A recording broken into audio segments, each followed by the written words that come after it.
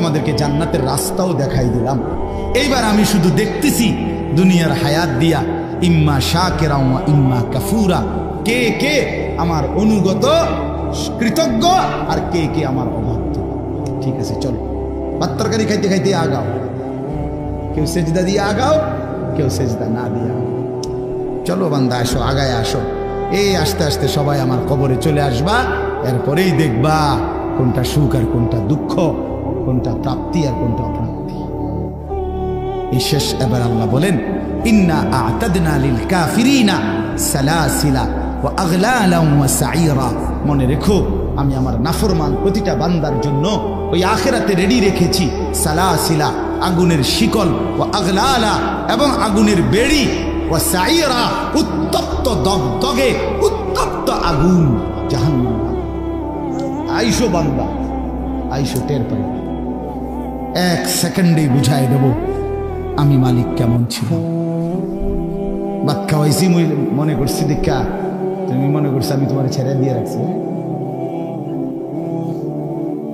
হ্যাঁ, অনেকেই এটা ভাবলো যে কি রে, আমি যে এত বাটফারি সিটারি করি, কেউ দিয়ে আমার কিছু কয় না, আল্লাহ দিয়ে কিছু কয় না।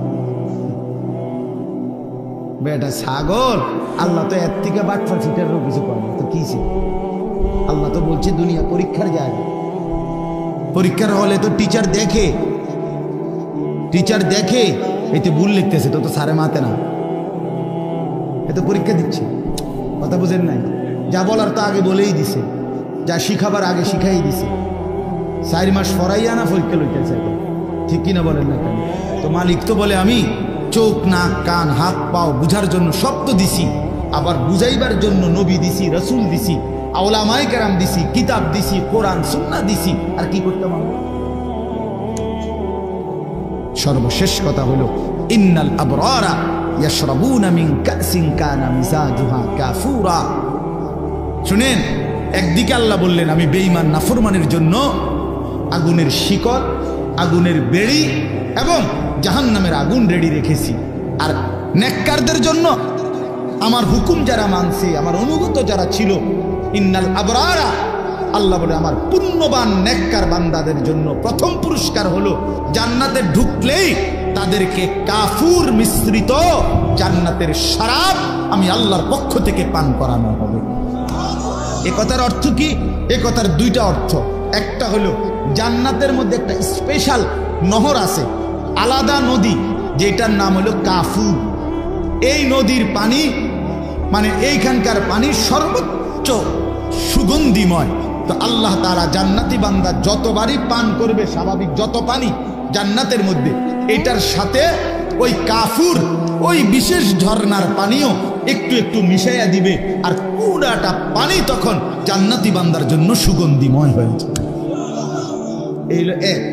অথবা কাফুর বলতে দুনিয়ায় আমরা যেমন কাফুর বুঝে, ওই কর্ফুর সাদা সাদা দানা বুঝেন, একটু গন্ধওয়ালা যে এক ধরনের, হ্যাঁ হ্যাঁ, কিসের কোটা পেয়েছে এইটাই, এই কাফুর বলে এটা।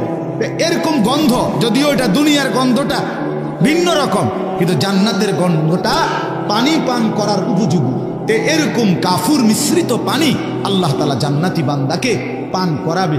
এটা হলো শুরু। এরপরে আরো আছে জান্নাতের লম্বা বর্ণনা এই সূরাটার মধ্যে আছে। মজার কথা হলো, এই সূরাটা যখন নাজিল হইছে, নবীজির সামনে তখন একজন হাবশী কালো চেহারার একজন সাহাবী ছিলেন, সহজ সরল সাহাবী। উনি নবীজির জবান দিয়া এই সূরার জান্নাতের বর্ণনা শুইনা একটা চিৎকার মারছে খুশিতে, ওইখানে ইন্তেকাল করছে। তাফসীরের মধ্যে আছে নবী সাল্লাল্লাহু আলাইহি সাল্লাম বললেন সাহাবীদেরকে, শোনো, তোমাদের এই সাথী জান্নাতের আগ্রহে জীবন দিয়ে দিয়েছে। এ ছিল মুমিনের জীবন। মুমিন জান্নাতের আগ্রহে জীবন দিয়ে। বদরের যুদ্ধের দিন নবীজি, আমরা কিতাবে পড়ছি, নবীজি সাল্লাল্লাহু আলাইহি সাল্লাম বদরের যুদ্ধ শুরু হয়েছে, সাহাবীদেরকে বললেন ডাক দিয়া, ওয়াসারিউ ইলা মাগফিরাতিম মির রাব্বিকুম ওয়া জান্নাতিন আরদুহাস সামাওয়াতু ওয়াল আরদ। এই আমার সাহাবীরা, আল্লাহর মাগফিরাত এবং জান্নাত গ্রহণ করার জন্য দৌড়াও, এগিয়ে আসো। এক সাহাবী ক্ষুধার্ত ছিলেন, ওনার হাতে 3টা বা 4টা খেজুর ছিল। ওই সাহাবী বলেন, ইয়া রাসূলুল্লাহ, আমি যদি এখন যুদ্ধের ময়দানে জীবন দেই তাহলে আমি কি জান্নাতে যেতে পারবো? আল্লাহর নবী সাল্লাল্লাহু আলাইহি সাল্লাম বলে, নিশ্চিত তুমি জান্নাতি হবা, খোদার কসম কিতাবে লিখছে। ওই সাহাবী বলে, তাইলে ইয়া রাসূলুল্লাহ, এই 3টা খেজুর খাইতে যেটুকু সময় দেরি হবে ওইটুকু তো আমার জান্নাতে যাইতে দেরি হয়ে যাবে। এই খেজুরগুলো অন্য কারো হাতে দিয়া তৎক্ষণাৎ যুদ্ধ করে শহীদ হয়ে গেছে। বলছে এতটা দেরিও সহ্য করতে চাই না যে খেজুর খাওয়ার টাইম, না না এখনই চলে যাবো।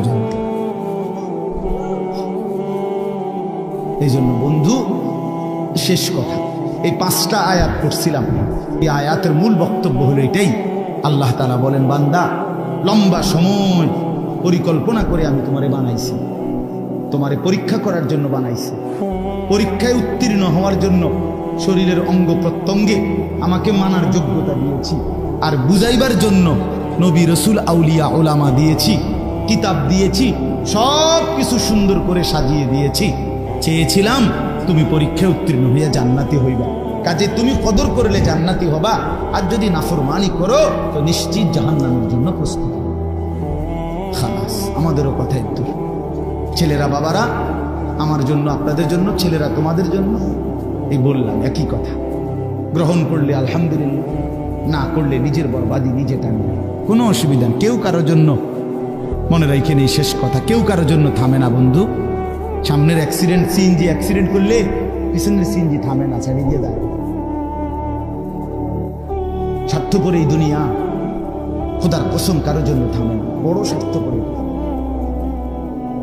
আগের গাড়ির 3জন প্যাসেঞ্জারও যদি রক্তে ভাইসা যায়, মইরাও যায়, পিছনে জ্যাম বাজলে এরা শুনতেছে যে সামনের গাড়ি অ্যাক্সিডেন্ট করে 2জন লোক মরে গেছে, এরা এরপরেও চিল্লায় যে পুলিশ কই, রাস্তা ক্লিয়ার করে না, কা বললে মরছে না মরিনি সরাও। কারো হাতে সময় নেই, স্বার্থপর এই দুনিয়া, কারোর জন্য থামে না রে বাপ। হ্যাঁ, যেদিন বাপের জানাজা পড়ে, যেদিন বাপের লাশ কবরে দাফন করে, সেদিনও বংশধর সন্তান ছেলে মেয়ে ঘন্টাখানিক 2-4 ঘন্টা কাইন্দা কাটটা হইলো, রাতের বেলা ঠিকই ভাত খায়। তাই না? পাশের ঘর থেকে খানা আনে, তখন ওরা ঠিকই খায়।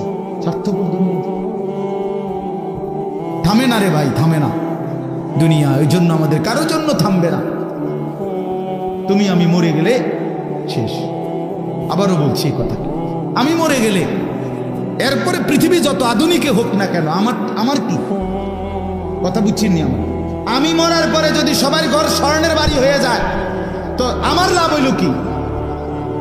আমার মৃত্যুর পরে যদি সব মানুষ আধুনিক হইয়া সাঁদের দেশেও জায়গা, আমার ফায়দা কি? আমি তো না, আমি তো মরে গেলাম।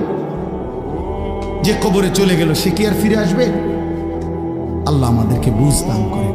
এই জন্য ছেলেরা, রাত গভীরে বন্ধু চলো নিয়ত করি 5 ওয়াক্ত নামাজ পড়বো ইনশাআল্লাহ। ভাইয়া নষ্ট হইও না, নষ্ট হইও না, চরিত্রহীন হইও না বাপ। আমার একটা শেষ অনুরোধ, তোমরা ছেলেরা যারা, তোমাদের কাছে আমার শেষ আবদার, তোমরা সবাই জানো ভাই, ওই যে গাজা, ফিলিস্তিন, লেবানন, বিশেষ করে গাজায় মুসলমান মা, বোন, এতিম বাচ্চা, মুসলমানের রক্তে আল্লাহর জমিনটা ভাইসা গেছে। প্রতিদিন মুসলমানের রক্তে জমিন ভাসতেছে। এত মুসলমানের রক্ত, এত খুন, এত শাহাদাত, মুসলমানের এই দুর্দিনে এত বড় পাষাণ কেমনে হইলা যে সারা দিন রাত উলঙ্গ ছবি দেখো, নাচ গান দেখো? এত রক্ত, এত লাশ, কিছুই তোমারে ভাবায় না? এটা কি কোনো ফায়সালা হইছে যে চিরদিন ফিলিস্তিনের মুসলমানই শুধু মার খাবে, রোহিঙ্গার মুসলমানই শুধু রক্ত ঝরাবে, কাশ্মীরের মুসলমানই শুধু রক্ত ঝরাবে? এমনটা কখনো আমাদের উপরে আসবে না, হবে না, এমন নিশ্চয়তা আমাদের কাছে আছে তো? হ্যাঁ কি বন্ধু, কি হিসাবে, কোন অর্থে, কে বুঝ করে আমরা এই পরিমাণ নাফরমানি করছি? ঘরকে ঘর, ছেলে পেলে নামাজ পড়ে না, ফজরের নামাজে 4 জন 5 জন 10 জন মুসল্লি নাই। এমন হলো কেন? আমরা এভাবে আল্লাহকে ভুলে গেলে আল্লাহর পক্ষে রহমত বরকত আসবে কি? এই জন্য আমরা ইনশাআল্লাহ দোয়া করি যে আল্লাহ তাআলা আমাদের প্রত্যেককে ঈমান আমলের দৌলত দান করেন।